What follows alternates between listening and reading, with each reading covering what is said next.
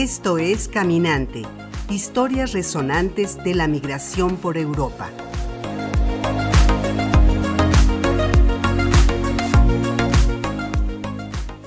A través de charlas con personas que han decidido migrar, descubrimos las motivaciones, los retos, las vivencias y cómo se modifica la vida de quienes llegan a vivir a España y a otros países del viejo continente.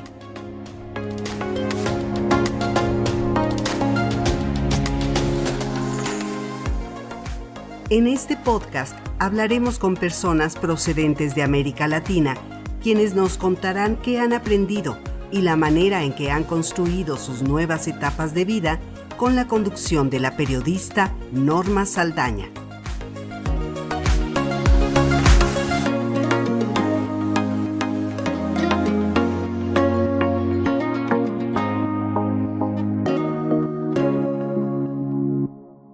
Hola, bienvenidos a Caminante, historias resonantes de la migración por Europa. Yo soy Norma Saldaña y en esta ocasión tengo a una caminante nueva. Ella es Olga Lidia Núñez Barreto. Ella pues hoy nos va a contar su historia porque realmente tenemos mucho que aprender de ella. Habrá personas a quienes su historia le resuene, se identifiquen con ella y bueno, pues es una manera de aprender cómo se puede cambiar la vida y el destino. Muchísimas gracias por estar aquí, Olga. Muchísimas gracias, Norma, a ti por invitarme y te felicito por este podcast. Este nuevo comienzo. Muchas gracias. Bueno, pues Olga, vamos a empezar. Este podcast no solamente va a llegar a personas que te conocen, sino a muchísimas más. Entonces, cuéntanos, bueno, tú eres de Perú, cuéntanos cuándo llegaste a España y cuál fue la decisión que te hizo dejar tu país. Yo llego a España el 26 de noviembre del 2006, es decir, este año cumplo 20 años en España. Y la decisión que tomo para venirme en España es que yo soy la cuarta de 6 hermanos. En Perú hemos vivido, mi familia, pobreza extrema y me quedé como cabeza de familia. Al quedar, no cabeza de familia directa, sino indirecta, porque mi madre era cabeza de familia, pero la responsabilidad era compartida con mi madre, se podría llamar.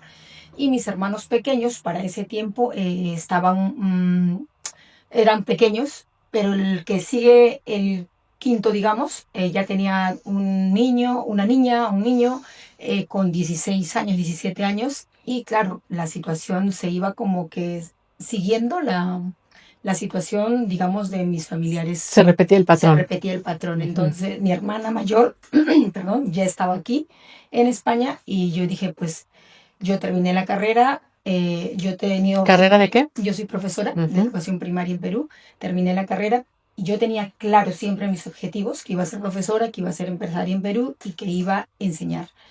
Cuando decido venirme, la decisión que yo tomo es, me voy a España, llevo a mis hermanos pequeños allá, los dejo allá, que ellos hagan su vida y yo me regreso a Perú consiguiendo dinero para realizar el proyecto que yo tengo. Llego a España, al cabo de un año, evidentemente yo sí sabía lo que venía, porque a mí cuando yo vine mi hermana me dijo, aquí vas a venir, no sé si se puede decir, pero a limpiar culos. O sea, aquí no vas a ser profesora, aquí no vas a trabajar como en Perú. De hecho, cuando llegué al cuarto o quinto día de la semana, me buscaron un trabajo de interna. Yo toda la vida vivo en Lima, que es como en Ciudad de México, alboroto total, o sea, una vida agitada. Llegas a Cantabria, a Pedreña, todo tranquilo, pueblo, o sea, ni de noche a las 7, 8 de la noche estaba todo apagado, muy tranquilo. Y yo dije, aquí me muero. El dueño, el señor que trabajaba con mi hermana, que era interna, trabajaba con mi hermana, me dijo, vas a ir a trabajar, tienes que trabajar en lo que sea, porque aquí ya no eres profesora. Tú aquí vienes a trabajar. Te van a pagar 600 euros. A tu hermana le pagan lo mismo que a ti. Tu hermana ya tiene 3 años aquí. Y tú llegas aquí y tienes que irte a trabajar. Y yo dije, ostras. Y no, dije no, porque me iba a regresar a Perú. Porque no iba a aguantar esta situación. O no sé si iba a aguantar, pero yo en mi cabeza se pasó eso. Y decidí venirme aquí a Santander. Busqué trabajo, encontré cuidando a una persona mayor. Y pues así empecé aquí, después de 3 años de trabajar cuidando a la persona mayor, de camarera, de ayudante de cocina, de todo lo que pude encontrar trabajo. logré traer a mis hermanos y mis hermanos no se acostumbró aquí el chico, regresó a Perú y la chica después de 4 o 5 años también se regresó a Perú. Pasaron muchas cosas en el transcurso del camino y al final la que me quedé fui yo. En toda esta historia, bueno, hay muchos ingredientes involucrados, hay pues probablemente frustración porque no podrías probablemente ejercer tu carrera. Como hemos hablado en otras ocasiones, para ti, ¿cuál fue, digamos, el choque cultural más fuerte que viviste, que tú recuerdes? O sea, el choque cultural, no sé, a lo mejor de palabras, de modos de ser. Yo creo que en Perú yo siempre he trabajado y estudiado. Trabajo de hecho desde los 7 años, siempre he trabajado y estudiado y he sido muy independiente también en el trabajo. Pero mi madre es una persona muy sumisa, es su carácter muy sumisa y siempre acataba siempre órdenes de todos. Y ella, lo que dice la otra persona es, o sea, o agachaba la cabeza, pero esa identidad ha tenido mi madre. Uh-huh. Y nunca nos habló de sexo, era tabú. O sea, de hecho, te recuerdo una conversación que tuve con ella cuando mi hermana la pequeña cumplía 12 años. Le hablé de la menstruación, Uh-huh. le comenté a mi madre y mi madre me dio una hostia. ¿Cómo vas a hablar eso con la niñita? Cuando llego a España, claro, yo en Perú supuestamente era muy liberal porque salía, iba de fiestas, trabajaba, estudiaba, guay. Y cuando llego aquí, me acuerdo, empecé a trabajar de camarera en un restaurante y las compañeras de trabajo hablaban de sexo, pero abiertamente, toda la leche. Y claro, yo a mí me daba una vergüenza, me ponía roja y me iba. Y estas cabritas se dieron cuenta que cada vez que yo me acercaba empezaban a hablar de sexo. Y jajaja, se reían. Entonces a mí me daba un poco de vergüenza, pero al mismo tiempo decís, ostras, que eso es normal. Uh-huh. Y luego el otro choque era que al señor que yo empecé a trabajar de interna, que es Pepe, trabajé de interna con él hasta que... Nada más hagamos una pausa. ¿Trabajar de interna qué es? Trabajar de interna es ser empleada del hogar y dormir dentro de la casa. Entonces, trabajas y vives en el mismo trabajas sitio. y vives en la casa. Este hombre había ido a la legión, había ido a la guerra, había estado en la guerra, era un hombre súper machista, prepotente, con ¿Qué edad tenía? muchísimo carácter. Cuando yo lo conocí tenía 70 años por ahí, pero le había dado trombosis a la mitad del cuerpo. Entonces, este hombre, cuando yo llego a su casa, también dentro de todo fue lo mejor también que me pasó, pero en un principio no nos pudimos comprender porque él hablaba de sexo abiertamente y yo era una chica que venía, digamos, pueblerina entre comillas, venía de Lima, de la capital, pero que nunca le habían hablado de sexo los padres, mi madre, que eso era tabú y que con los hombres peor. Entonces, claro, ese choque para mí, que unas personas que hablen de sexo abiertamente, con pelos y señales, como decimos. Señales, para mí era, ostras, ¿sabes? O sea, y luego que él, como hombre, hable también de esas situaciones y me contaba sus experiencias porque él había sido celador, pues para mí yo lloraba, yo sufría, pero al final te tienes que adaptar. Y yo me adapté a esa situación, a trabajar con él. Tuvimos muchas broncas en el camino. Hubo un momento en que le dije, me voy porque no voy a aguantar esta situación, porque para mí era falta de respeto. Era una agresión, claro. Era falta de respeto, pero luego aprendes a mirar la situación que vives desde otra perspectiva y ya lo llevas de otra manera. Pero eso sí fueron los choques culturales, digamos, más fuertes para mí. ¿Por qué dices que esta persona fue lo mejor o lo peor que te pudo haber ocurrido? La persona a la que cuidabas, Pepe. Pepe, cuando yo llegué a Pedreña, yo no me quise ir a trabajar de interna a un pueblo. Mi hermana trabajaba en Santa Clotilde con sus jefes que eran en esos momentos. Entonces, este Pepe era como conocido, le conocían como un muy prepotente, muy maluco, muy tal. Y mi hermana me dijo, mira, te voy a llevar a conocer a Pepe porque quiere una chica de interna. Hablé con él, hablamos y me dijo, sí, yo te llevo a mi casa, pero solo te puedo pagar 400 euros en esos tiempos, pero tú trabajas media jornada en otro sitio. Pues genial. Yo voy a estar en Santander, aquí voy a poder salir, conocer gente y hablar. Entonces, el primer día cogí todas mis cosas y me fui a la casa de Pepe. Y mi hermano me dijo, no te vayas porque si no te acostumbras te regresas. Yo tenía claro que no me quería regresar y no me iba a regresar. Empecé a trabajar con él, chocamos muchísimo, muchísimo. Él tenía un carácter fuertísimo y yo también tengo carácter fuerte. En ese momento era de otra manera, pero yo no tuve padre, yo no tuve figura paterna. Dentro de todo el carácter y la mala leche que tenía él, digamos, él me quiso como una hija. De hecho, él me propuso casarme para yo quedarme con la pensión y ya no trabajar más, ¿no? Él me decía siempre, era, Olga, quiero que te vayas cuando termine, yo muera, quiero que regreses a Perú, que te cases conmigo, tengas la pensión y tú vivas tranquila y no tengas que preocuparte más de economía. Propuesto por él, Propuesto que quede clarísimo. claro. Pero en esos tiempos también, con la mentalidad que yo venía, mi madre decía, nunca uno se puede casar por dinero, nunca uno puede hacer esas cosas porque Dios te castiga o porque no puede ser moralmente, ¿no? Las moralidades que te metían. Entonces yo, claro, cuando me dijo él a los 27 años que tenía, 26 años, le dije, no, no, no, calla, calla, yo tengo fuerzas para trabajar y yo me basto y me sobro, yo no necesito dinero. Eh, Ah, luego, en ese momento no, porque es verdad que estaba yo bien, siempre he estado bien, tenía fuerza, soy muy trabajadora, pero llega un momento de tu vida donde tú analizas y dices, ¿quién te ofrece eso? O sea, decía, yo te quiero como una hija, yo no quiero nada, solamente quiero que cuando yo me muera, quiero morirme en paz, sabiendo que tú te quedas tranquila sin necesidad. ¿Y por qué lo hacía? Porque él dormía en una habitación y yo en otra. Cuando hablaba por teléfono con mi familia, él me escuchaba. Y él, claro, a mí me decían, bueno, he sido así mi naturaleza. Oye, me falta esto. Vale, yo te doy, toma. Me ha pasado esto, ¿tienes esto? Vale. Entonces, él veía y él decía, y me lo decía a mí, es que tú eres tonta y al final te vas a quedar sin nada. Cuando yo me muera, yo voy a morirme tranquilo sabiendo que a ti no te va a faltar nada y que vas a tener todo, ¿no? Pero bueno, yo no lo acepté por mis creencias. Luego tampoco me arrepentí porque fue una decisión tomada bien dentro de mi perspectiva. Bueno, Pepe para mí fue uno de los momentos duros porque fue un choque de culturas brutal. Yo no tenía padre. Yo siempre, para mí los hombres eran malos. Eran las creencias que yo tenía. Y Pepe fue malo porque él traía también sus vivencias. Yo venía con las mías, que luego congeniamos, yo puse mis condiciones, él empezó a respetarlas, pero al final era un alma buena, un alma bondadoso, bueno, y que fue lo mejor que me pasó. ¿Y cómo fue ese proceso digamos que de brincar ese obstáculo? Porque al final de cuentas, al ser un choque cultural, nos representa, o bueno, a lo mejor estoy hablando por muchos, pero a lo mejor es mío nada más, pero eso nos representa un obstáculo para avanzar. ¿Cómo fue ese proceso que tú dijiste, lo acepto porque necesito ir adelante? Yo me fui de la casa de Pepe cuando íbamos, creo que yo poquito tiempo, 15 días o un mes.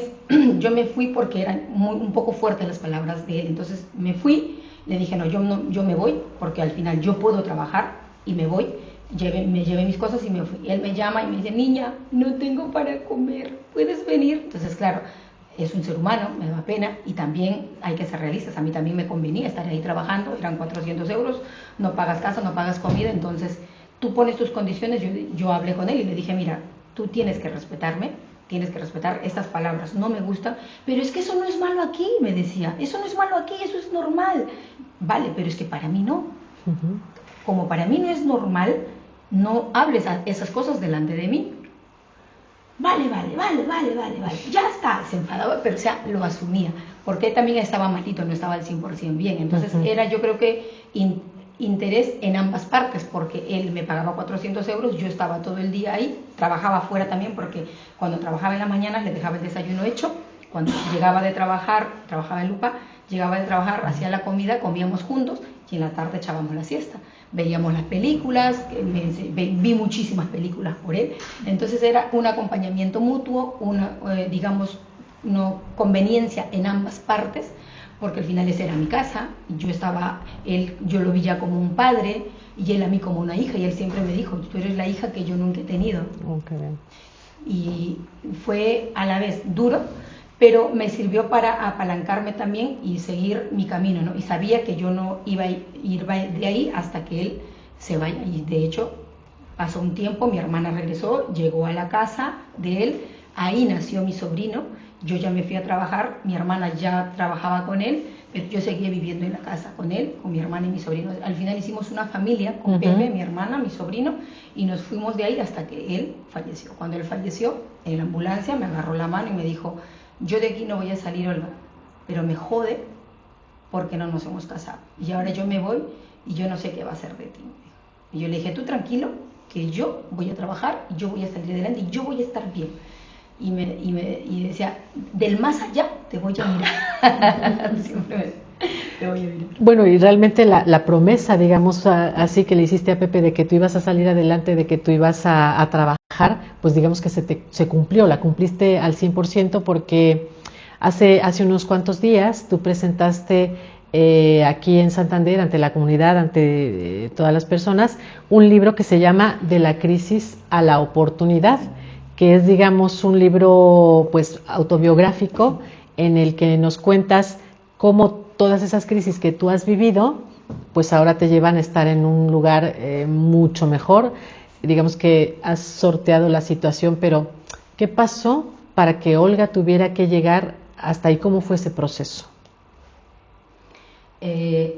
Olga, como dije al comienzo, viene de una identidad de carencia, desde un principio, desde los 7 años, de escasez, y prácticamente siempre ha vivido en crisis familiar, pero lo que a mí me identificaba siempre era la crisis económica. Siempre vivía con mi madre y mi madre siempre decía, hace falta dinero para el agua, para la luz, para el gas, tu hermana no tiene zapatilla, no tiene o sea, esa era la identidad, esa era el lenguaje de mi madre. Siempre, mamá, compremos esto, no hay dinero. Mamá, esto, no hay dinero. Entonces, yo siempre salía a casa, la identidad que yo tenía era, yo consigo el dinero que quiera, pero trabajando 18 o 20 horas. Si quiero dinero, lo consigo porque yo sé que lo voy a conseguir, pero trabajando duro, fuerte, porque eso mi mamá también me lo decía, ¿no? Si quieres dinero, tienes que trabajar. No hay otra manera de conseguir dinero. Tú creces con eso. A lo largo del tiempo, va pasando el tiempo, llego a España, vivo con Pepe esa situación también, pero yo siempre he tenido claro desde Perú lo que quería. Yo siempre he tenido mi objetivo claro y definido. Cuando ya va pasando el tiempo, conozco ya a mi marido, pasan muchas cosas también, pero ya estando con mi marido, llegamos a una situación muy complicada de economía, donde teníamos que contar las monedas para hacer la compra. Y pusimos el despacho, después de un año, perdimos todo, solo nos quedaba 300 euros. Claro, mi marido es abogado, también venía con una mochila fuerte y él no decía que los abogados solamente, aquí tiene un despacho de abogados las personas que son hijos de jueces, que tienen padres abogados, pero que yo vivía en Alicia en el País de las Maravillas, decía él, ¿no? Y yo decía, la vida no puede ser así, tiene que haber otra manera y yo sé que lo vamos a hacer y lo vamos a conseguir. Mira, vamos a cerrar el despacho y ya está. Marcos, le digo, vamos a poner una cafetería, ya que él es camarero y yo soy camarera, y vamos a arriesgar el todo por el todo. Esto va a salir bien. Y mi marido decía, estás loca, eso no va a salir bien, ya hemos perdido tanto dinero, continuemos.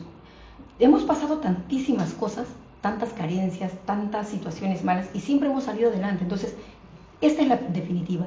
Si esta sale mal, te haré caso. Lanzamos el todo por el todo, y fue bien la cafetería. Fue muy bien. Al cabo de 2 años, digamos, ya no buscaba dinero, porque ya no tenía la economía que igual ahora tengo. La necesidad económica ya no. Pero ya estaba cubierta todas las necesidades. Ya había comprado mi primera casa, la economía estaba bien, pero ahí ya entra el mayor de los problemas, la depresión, porque no encuentras tú tu camino. Depresión profunda, donde no encuentras tu camino y no encuentras el porqué, porque mi proyecto de colegio yo ya lo había dejado aparcada, porque ya estábamos con el despacho, la cafetería, y estaba trabajando en la cafetería. Cuando tú ya tienes dinero, tienes cierta economía, ¿qué más sigue? Y esa es la peor crisis. ¿Qué te va a llenar? ¿Qué te llena? Porque yo siempre pensaba, yo voy a ser feliz y me voy a olvidar de todos mis problemas cuando tenga dinero. Y cuando tienes dinero, llega algo Los problemas peor. siguen ahí. No, es peor. Es peor porque tú cuando tienes dinero trabajas y consigues el dinero y dices, qué bien. Pero cuando ya tienes dinero, joder, ¿y ahora? ¿Qué sigue? ¿Qué sigue? ¿Y qué siguió para Olga? Encontrarme a mí misma y empezar a formarme de manera consciente en cuanto a todo lo del desarrollo personal, a hacer PNL y ver que el camino que yo he transitado es que no soy la única. Tú hablas, conversas con mucha gente y vosotros que me estaréis escuchando y los que me van a escuchar el domingo, que las historias son parecidas. ¿Y cuál es la problemática de esto? Que la mayoría dice, no, es que tú porque tienes suerte, o tú porque, he escuchado mucho porque tu marido es español, o antes era porque el carácter... O sea, tienes ventajas, ¿no? Sobre todo los demás. Claro, se ve de fuera, pero internamente las ventajas te las creas tú.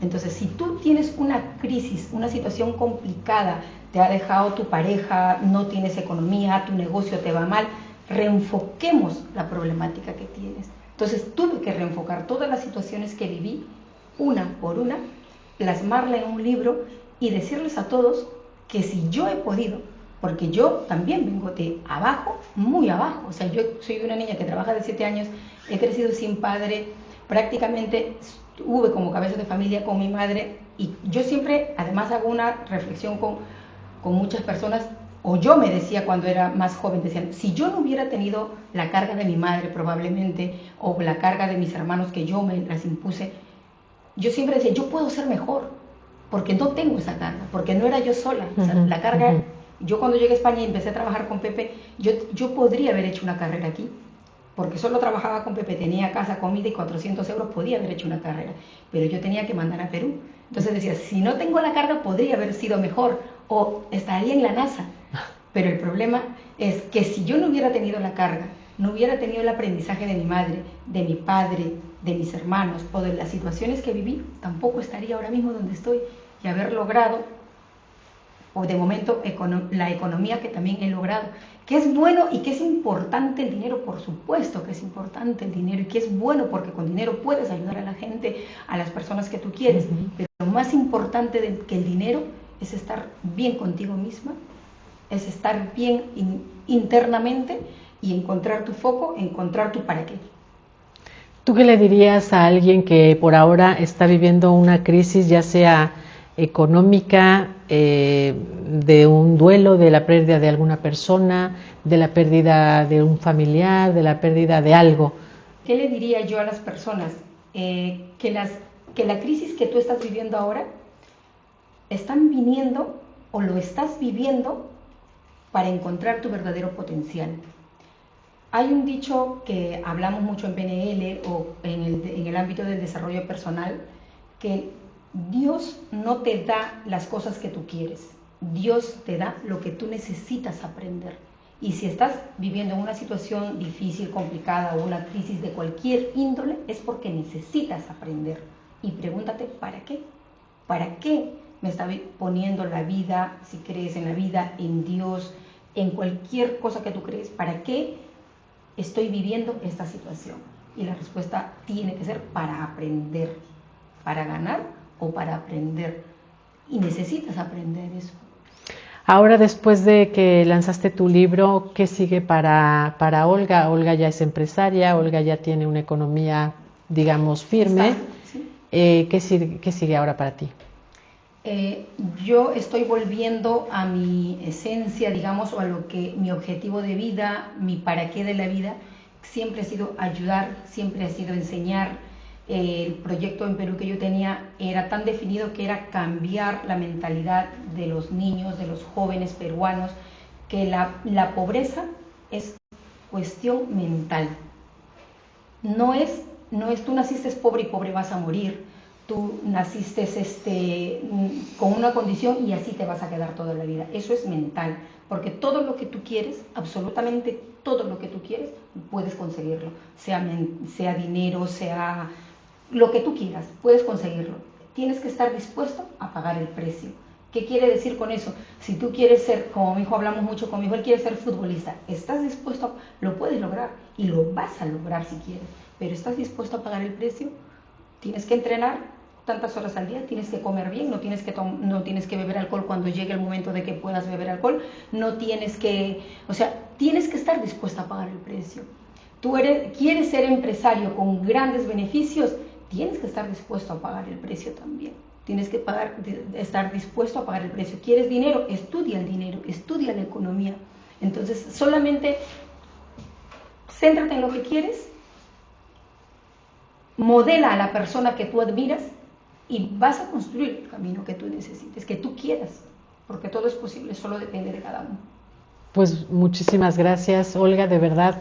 Tu historia es muy reconfortante, o sea, saber cómo pasaste todos esos obstáculos y pues bueno, esperemos que haya alguien a quien le resuene tu historia, que se identifique con ella y pues muchas gracias por caminar con nosotros.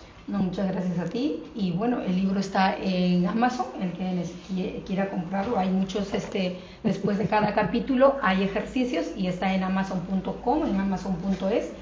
Y gracias, Norma, y gracias a todos vosotros. Hasta la próxima.